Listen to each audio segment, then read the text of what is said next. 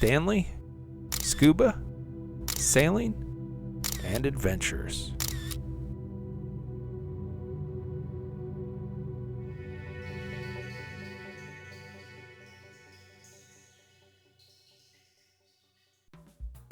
I appreciate you being here with me. If this is your first time, please hit that subscribe button. Today we've got a package from DIVEVOLK, and they make underwater dive housings for smartphones. I've got the Creator SL50 kit and a macro lens. So we'll open the box, take an inventory, and then we'll put it all together. Wow, there was a lot in that box. All right, we will dig into all these goodies from DIVEVOLK, but we'll do it one at a time. I'm not sure there's another way to do it. We'll start with the SeaTouch 4 Max Plus, and I'm assuming this is the dive housing itself. Looks like it includes an expansion clamp, a red filter, wide angle lens, travel case, and a protective cover. And as always, you're seeing it real and live. I don't go through the boxes beforehand to see what's in there. You're seeing it as I'm seeing it. I don't pre-curate any of my material. I do occasionally trim some of the video or speed some of it up, but other than that, you're seeing it as I see it. This must be our carrying case. There's a handle on the back. Feels pretty sturdy. The zipper's nice and smooth. It's always a good sign. And the case is packed. Let's see what all we have. Got some paperwork. Here's our diving red filter. And it looks like this must be the dive housing. If I can get it out of the case. It's in there pretty snug. Ah, there we go. Looks like we have a warning here. This cover protects the touchscreen membrane from damage during transportation and storing. And what I read is this membrane is kind of the key to everything.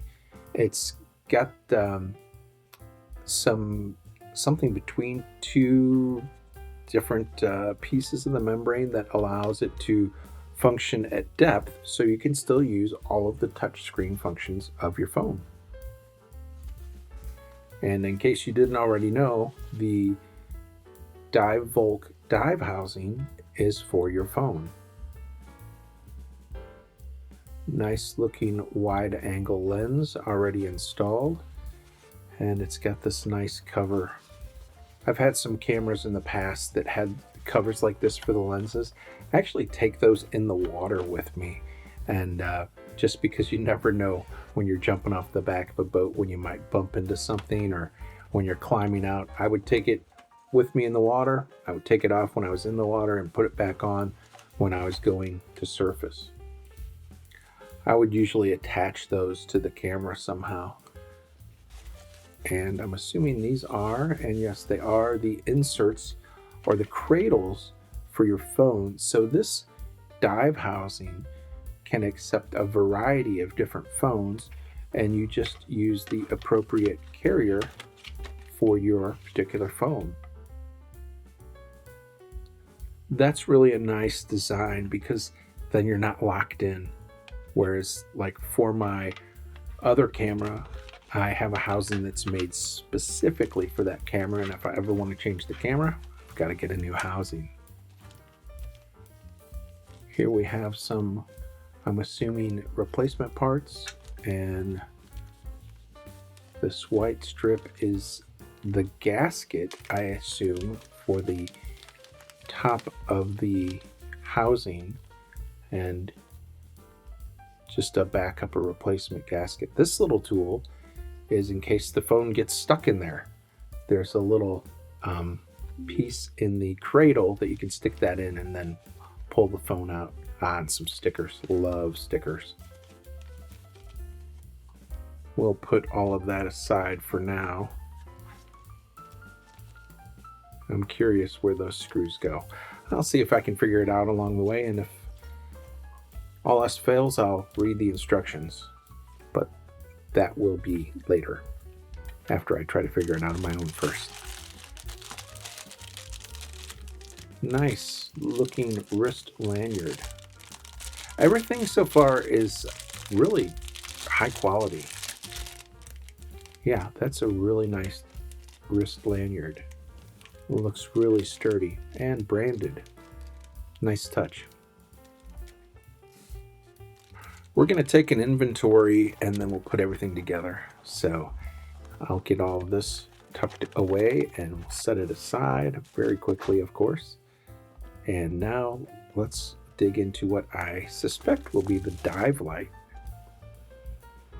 Again, this is the Creator SL50 kit.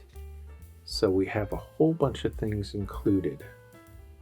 Looks like we have a nice carrying case for our dive light. Nice zipper. You know, I say that and you may laugh that but it's so nice to have good working zippers when you have something like this. And these zippers operate nice and smoothly. Looks like we have some extra gaskets or O-rings. Plug to charge things up. Some silicone grease for the O-rings. An adapter in case we're traveling internationally. A ball for mounting the dive light.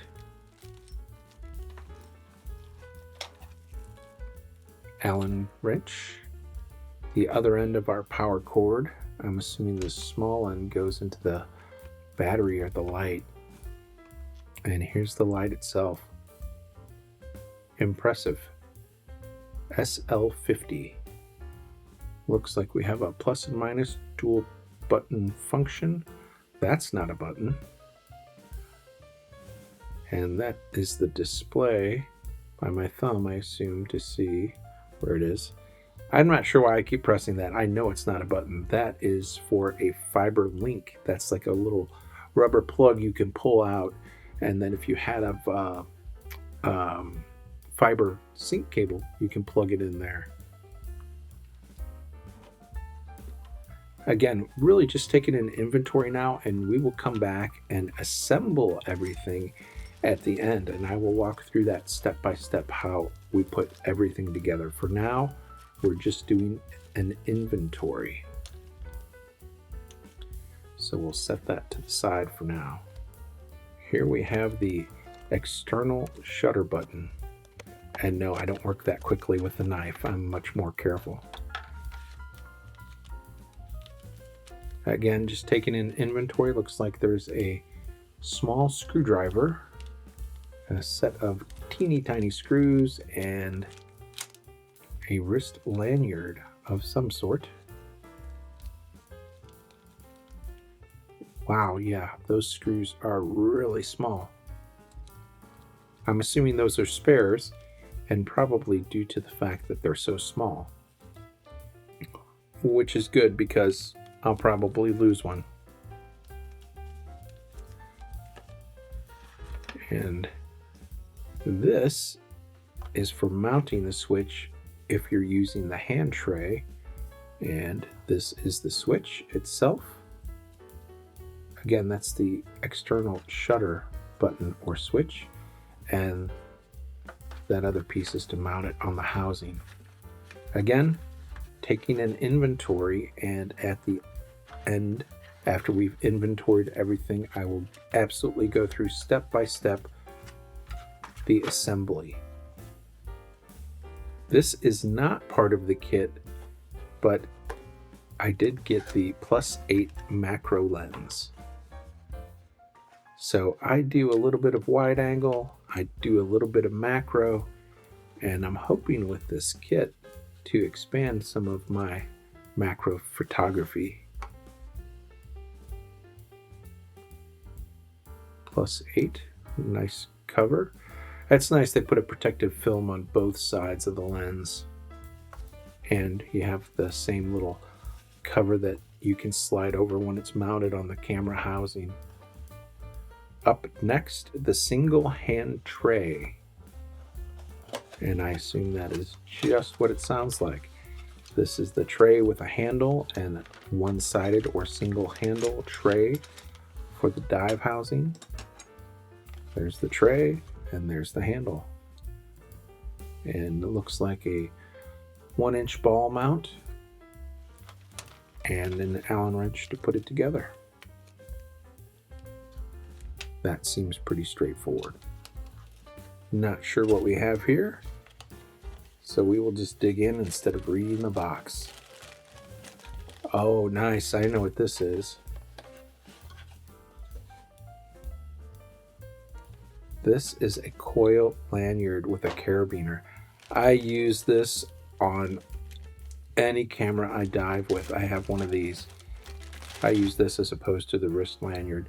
So this carabiner you can snap to the D-ring on your BCD, and then there's a clip in the middle that makes the coil extend, and then you attach the other end to your camera while you're using it, and then on the way up, snap it back together. I love that. That way, you don't ever have to worry about losing the camera. If something goes wrong, just drop the camera. It's attached to you. That looked like it was branded as well. And here we have a 1-inch ball clamp, and that's going to be used to attach our light to our dive tray handle. And again, we're going to put all this together at the end. And now it's time to put it all together. We need to find the appropriate phone carrier. I have the iPhone 16 Pro Max.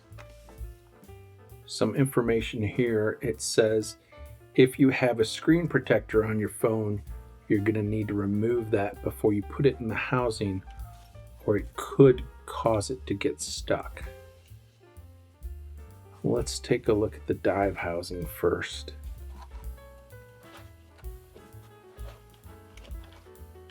It's really got a solid feel to it. I'm assuming these little thumb screws open, and here's where you put the phone in. And that little piece of foam says remove. I guess that's probably just for transit when it's shipping to you. I think I can just discard that.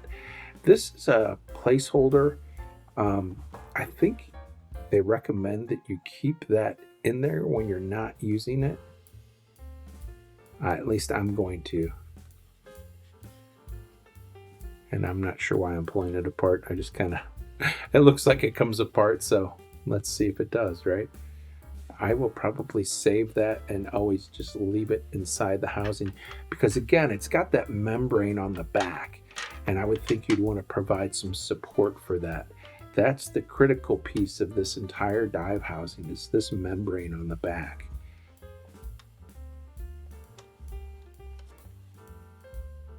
And it looks like there's some information, but we'll come back to that in a minute.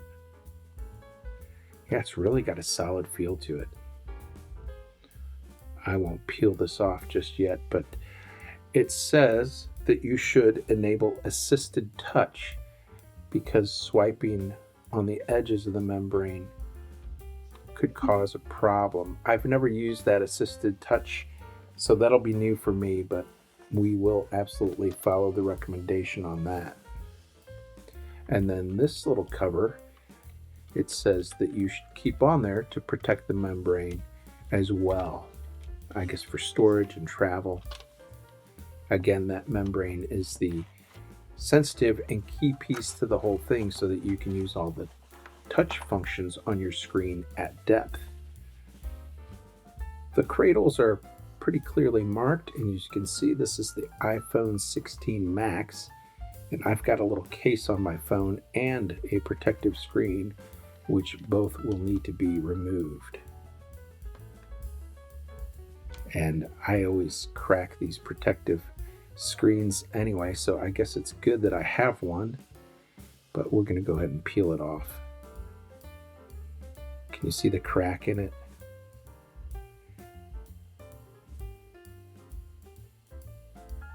Yeah, there you can see the crack. Time to replace that anyway. And there we go. It fits very nicely right in the cradle. Almost like it was made for it, which I guess it is.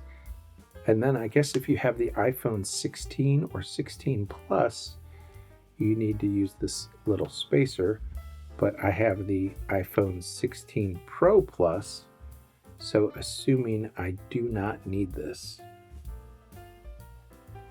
Again, you're watching this real time, watching things unfold, so apologies if I fumble around, but this is real world and not, I didn't practice, so what you see is what you get. You're getting the true first time experience, and yeah, I'm putting that in backwards. Let's turn that around so that the camera lenses face out through the camera lens and the touch screen can be touched. It just slides right in there. Fits very nicely.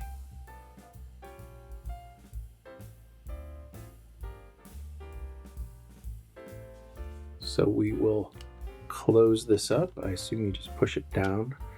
That white gasket, remember when we did the unboxing, there was a spare, and it's right here. So they provide a spare gasket for that lid. And then you just tighten down the thumb screws.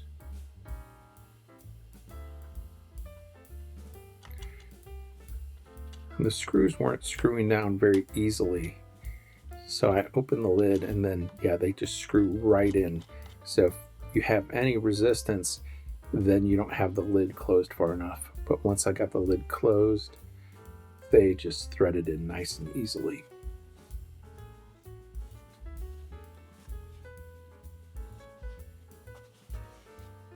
Very sturdy feeling construction.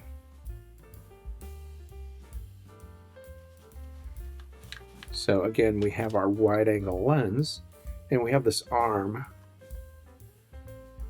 that we can adjust. I'm not sure what the little screws are on the side. We'll figure that out in a second. But the wide angle lens and this arm is adjustable so that you can position it over the correct lens on your phone. There we go. So see, that arm articulates, and let me put it back in frame here for you so you can center it over whichever lens you're using.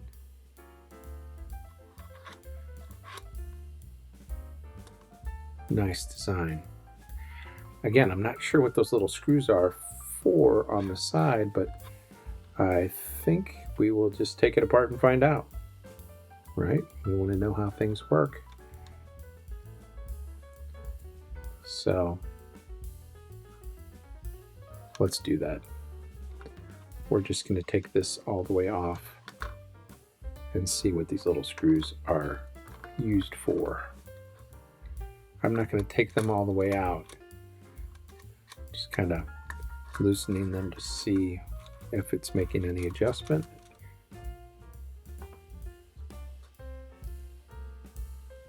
And now we'll have a closer look. It looks like this arm is really just two pieces, so these little thumb screws just hold it together. I'm going to tighten those down pretty good. You know, when you dive, you go through often temperature changes, right? And metal shrinks or contracts. I'm sorry, contracts or expands based on temperature.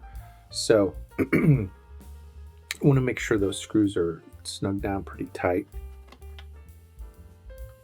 My choice, not yours. You definitely don't have to do that if you don't want to. Everything threads together nice and easily. If you feel any resistance, you're probably doing it wrong or starting to cross thread it. All of these parts seem to be really machined very well. Very precision design and manufacturing. Quality build. There's that warning again I talked about earlier. Please do not swipe up at the bottom of the phone to exit the apps, as hard swiping at the edge can damage the membrane. So that's where you want to have that assisted touch enabled on your phone. And I will do that at some point. Right now, I just want to get things assembled and see how it all goes together. I really like that design. It makes sense that you need to be able to move it to center it over whichever lens you're using on your phone. So far, I'm very pleased with the thoughtfulness of all the design. And you know what? I realized I just put it in that case without putting that protective cover back over the membrane. I've got to get in the habit of always putting this back in there. Definitely want to protect. Next up, let's put the arm on the housing. That's where we put the handle grip.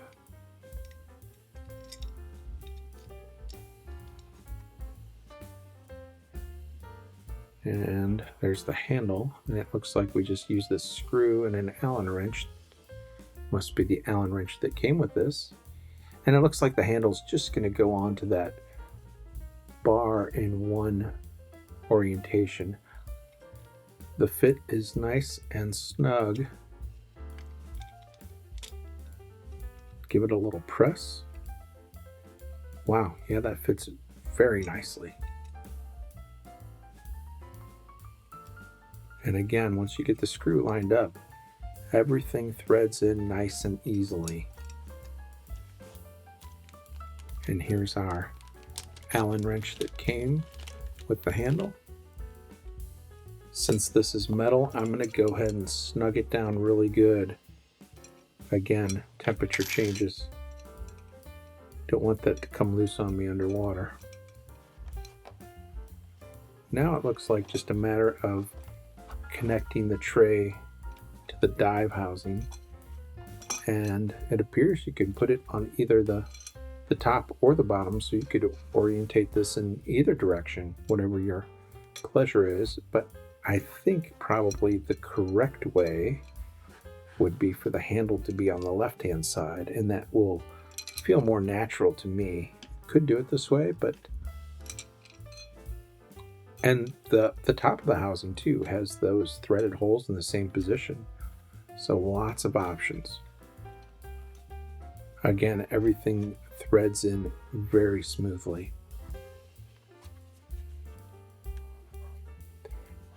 I was wondering why that would pivot, and I would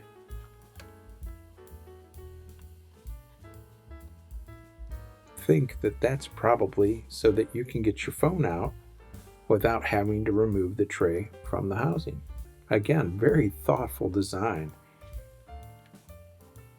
I wouldn't have thought about that until later when I needed to get my phone out. It's got a great feel to it. And really, I always like to use two hands with the camera underwater. Even my little action camera I have on a tray that has two handles on it. I feel like you get such better results, especially with video. Now digging back into the video light. Here's the 1-inch ball mount.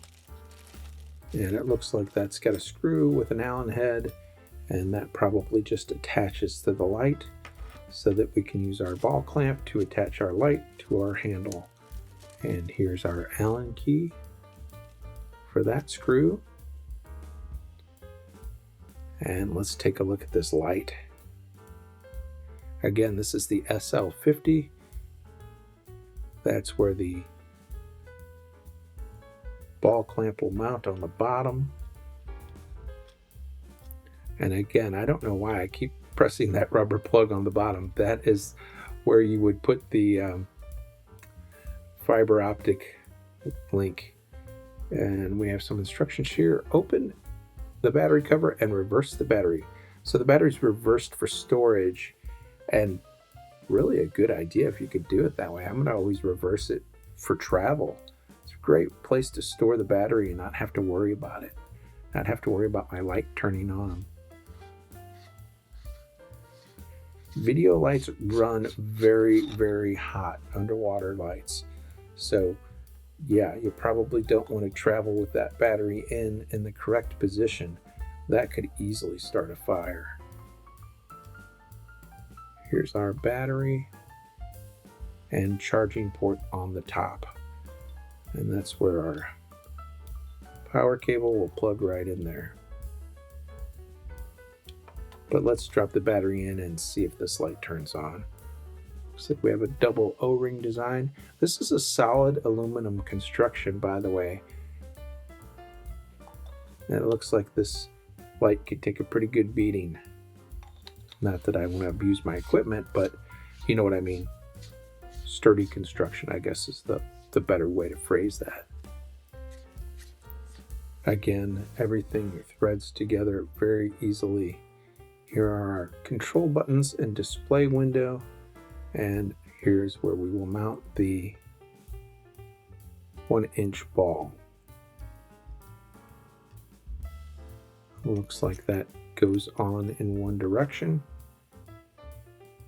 Let's see what this thing looks like. You hold both buttons down for about 3 seconds. Wow! Number 9 is the highest setting. And then you can use the plus or minus buttons to go up or down in intensity. This thing really puts out some light. And then push and hold both buttons to turn it back off. I'm going to go ahead and take the battery out and put that on the charger. We'll finish our assembly without the battery installed.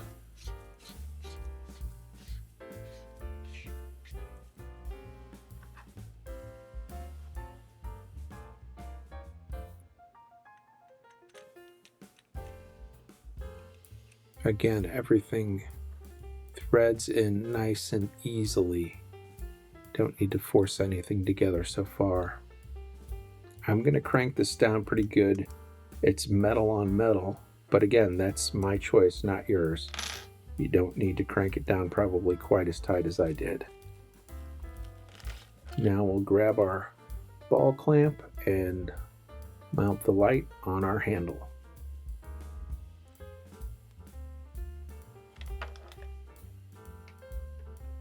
If you're used to using these, it functions just like any other ball clamp. You just want to make sure it's open far enough that you can get the ball on both ends into the clamp and then get it positioned so you can just give it a spin and tighten it down. Now, there's a rubber ring on those balls, so you don't need to crank it down really, really tight. And you might want to be able to move that around underwater. I find that I'm constantly repositioning the light. You probably heard how excited I was about the coil cable at the beginning.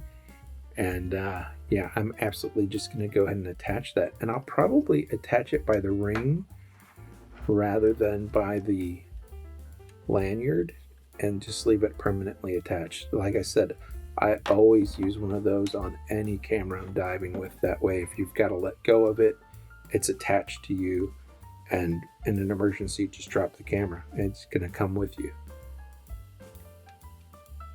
At least that's my personal preference.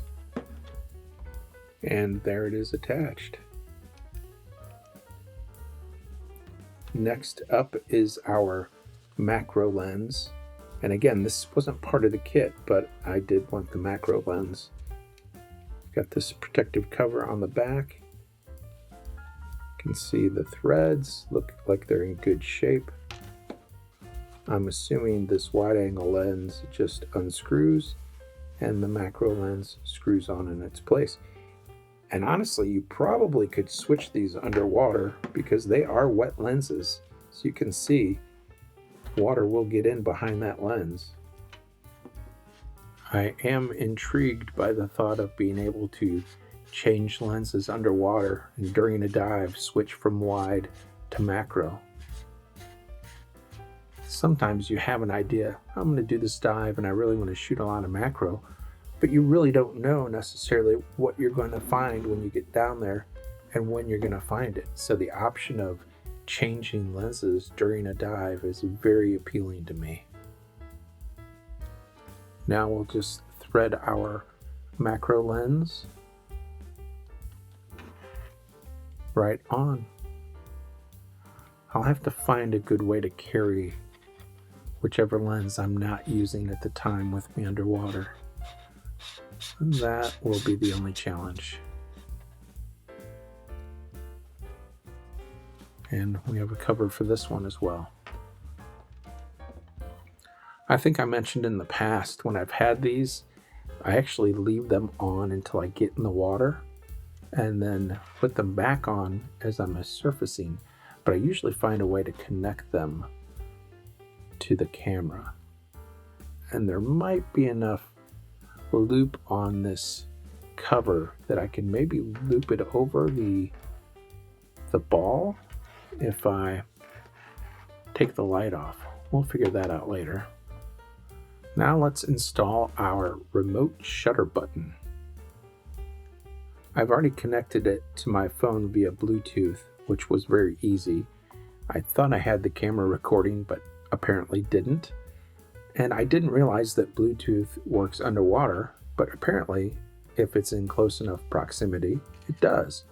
So you see that button then just controls the shutter, whether it's on photo or video.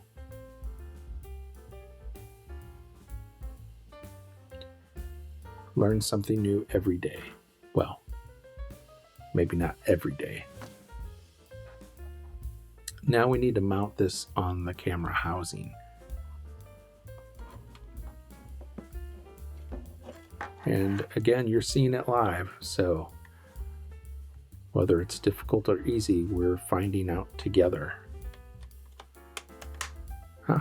Pretty easy, at least to snap that first part on. And then the button slides on, twists, and locks on, it looks like. Can you see looks like there's only one way it will go on. So hopefully if I just get it orientated correctly, we push and turn, is my guess. I think that's in. It's pretty snug. Yeah, that's it. Nice.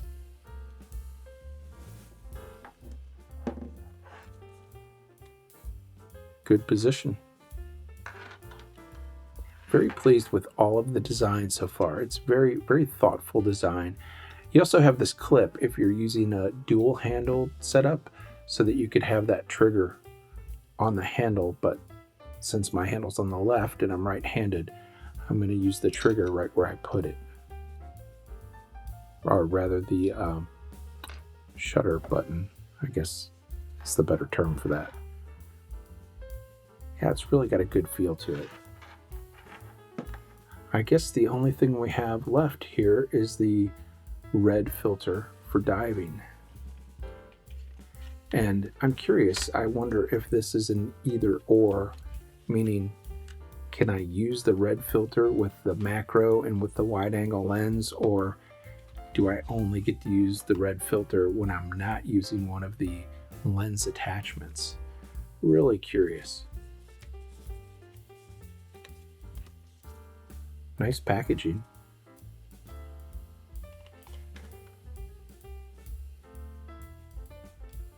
Oh yeah. It looks like it's threaded on both sides. So let's take the macro lens off and put the red filter on.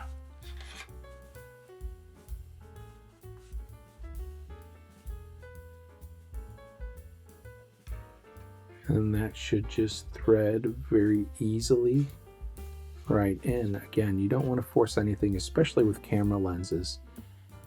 These threads are very fine. But look, that filter is threaded on the inside. Oh my gosh, look at that. Yeah, so I can use this red filter with my macro or my wide angle lens. What a thoughtful design. Yes, very, very happy with that. I'm going to leave the red filter off.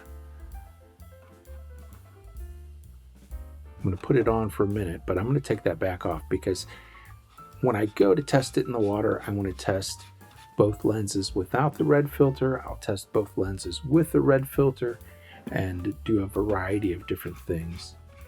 I don't typically use a filter on my photographs or video, but it will be really nice to have the option.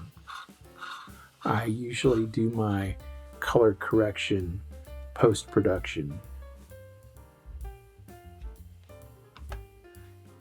I have to say I'm really impressed with the design. This is a complete system.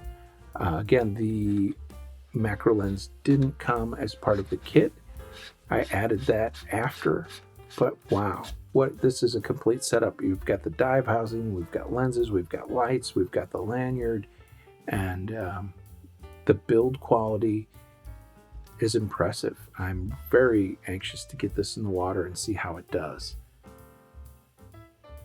Lots of great features on this kit, and if you change your phone, you don't have to buy a new housing. And the fact that the touch screen will work underwater at depth is very impressive. I think that might be unique to this phone dive housing. Let me know if it's not, but I'm pretty sure it might be. I'm impressed so far, and I will share the underwater results with you as soon as I have them.